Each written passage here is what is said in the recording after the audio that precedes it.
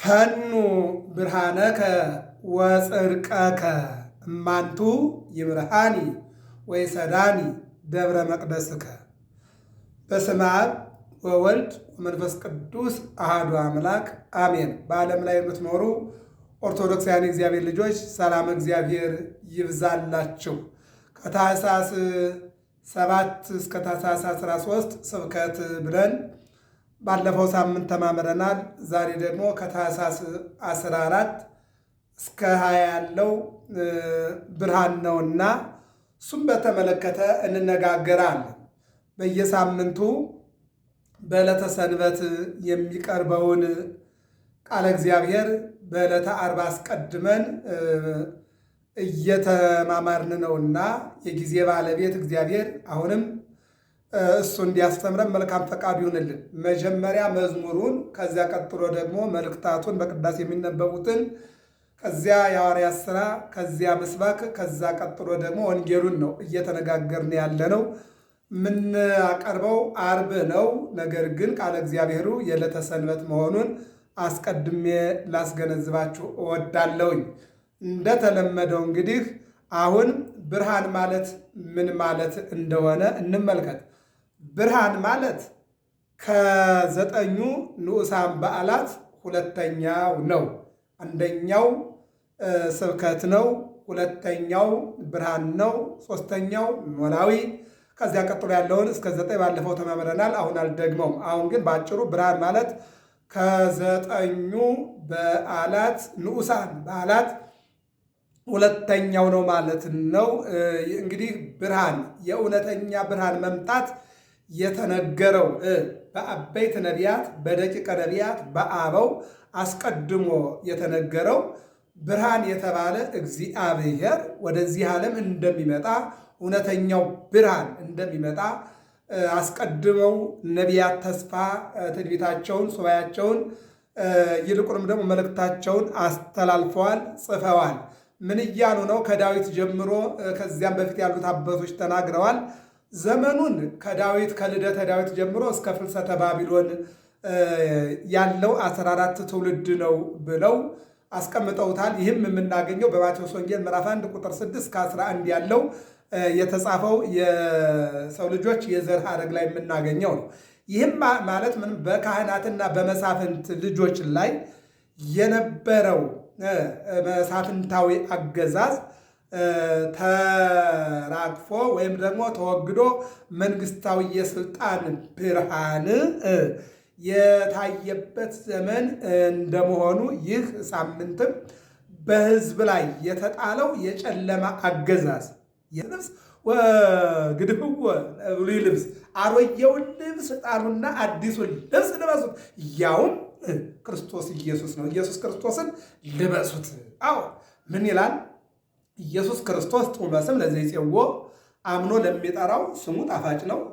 አዎ ህብስተ ሕይወት ለዘይበላው አምኖ ለሚበላው አማናዊ ህብስት ምግብ ነው። ጽዋ መድኃኒት ለዘይሰትዮ አምኖ ለሚጠጣው ደግሞ መጠጥ ነው፣ ልብስ ነው። ልብስ ዘኢተአነ ወክዳን ዘኢተፈትለ ውእቱ ኢየሱስ ክርስቶስ። ሸማኔ ያልሰራው ጋቢ ይልቁንም ደግሞ አዎ እነሆ ጥበበኛ ያልመታው አዎ ሳር ክዳን የሰው ልጆች እውነተኛ ልብስ አዎ ሸማኔ ያልሰራው ጋቢና አዎ የኛ የጸጋ ልብስ መድኃኔዓለም ነው፣ ኢየሱስ ክርስቶስ ነው። ክብርና ምስጋና ለስሙ።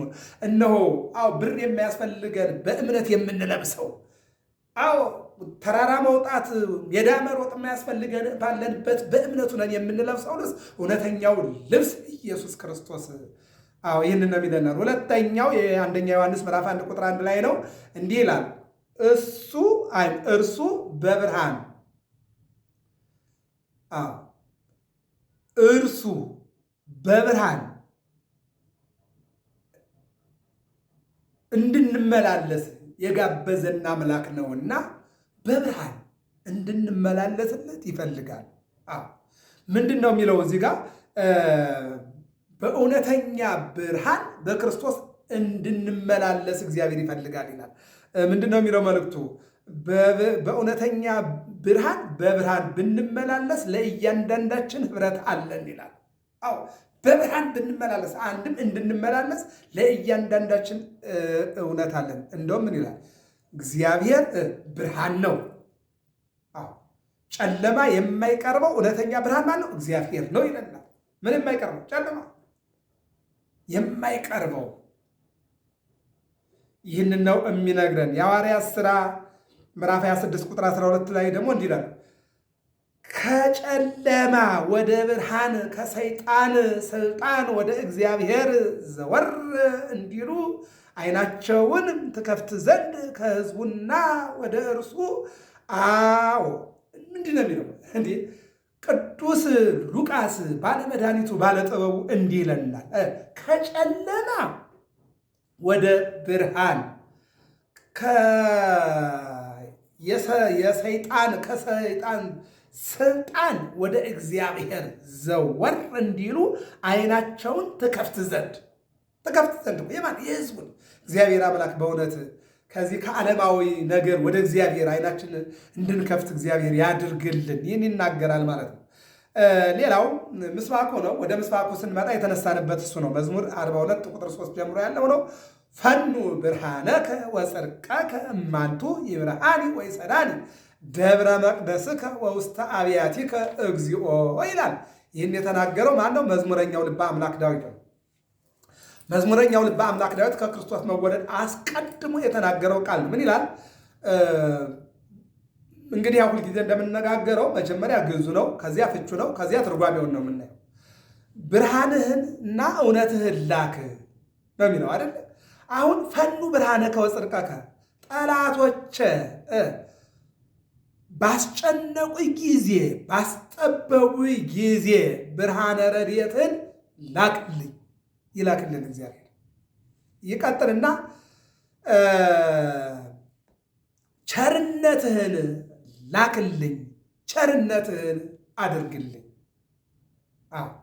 እማንቱ ይምርሃኒ ወይሰዳኒ ደብረ መቅደስከ እነሱ መርተው መመስገኛ ወደምትሆን ወደ ኢየሩሳሌም ይወስዱኝ ዘንድ በጎ ፈቃድ ይሁንልኝ።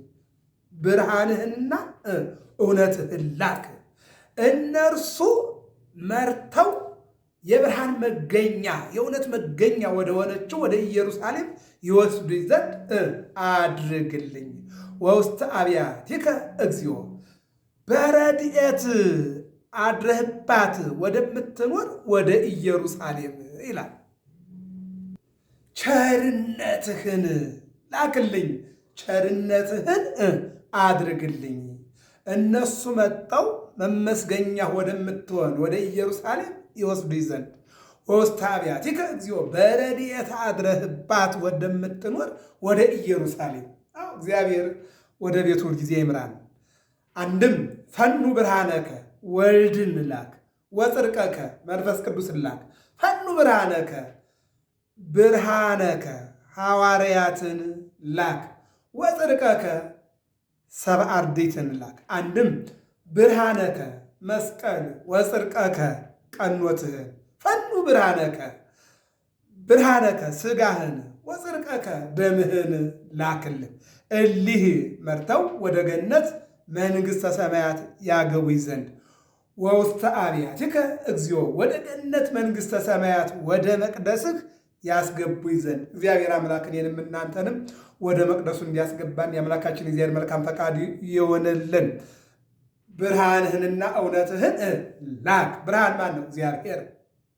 በሚያስደንቅ ብርሃን ውስጥ የሚኖር ብርሃን እግዚአብሔር። ይልቁንም ብርሃን ዘመፃ ውስጥ ዓለም ወደ ዓለም የመጣ እውነተኛ ብርሃን 5500 ዘመን በጨለማ ተውጦ የነበረውን ዓለም በብርሃኑ አይተዋል። በማቴዎስ ወንጌል ምዕራፍ 2 ላይ ሲወለድ ዓለምን በሙሉ በብርሃን ያጥለቀለቀ ብርሃን የተባለ ክርስቶስ እሱን ላክልን ነው የሚለው ወንጌሉ። የዮሐንስ ወንጌል ምዕራፍ 1 ቁጥር 1 ነው። በመጀመሪያ ቃል ነበረ፣ ቃልም በእግዚአብሔር ዘንድ ነበረ፣ ቃልም እግዚአብሔር ነበረ ይለናል።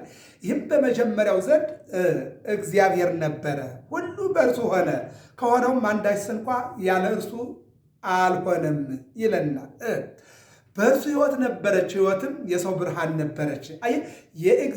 እግዚአብሔር የሰጠን ሕይወት ብርሃን ናት።